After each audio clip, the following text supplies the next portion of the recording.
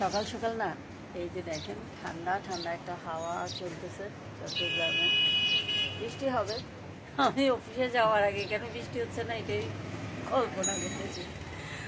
But বৃষ্টি হবে আমি অফিসে যাওয়ার পর, তো আর কি করার।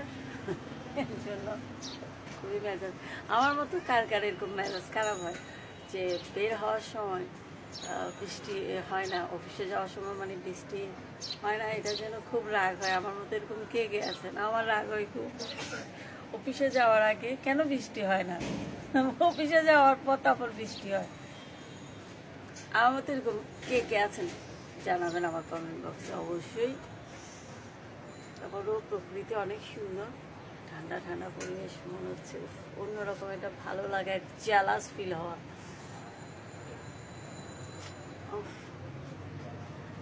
বাতাস আসতেছে, একটু পরপর হাওয়া আসে না, উড়িয়ে দেয় মনটা, স্নিগ্ধ করে দেয়। তবু আমার চোখে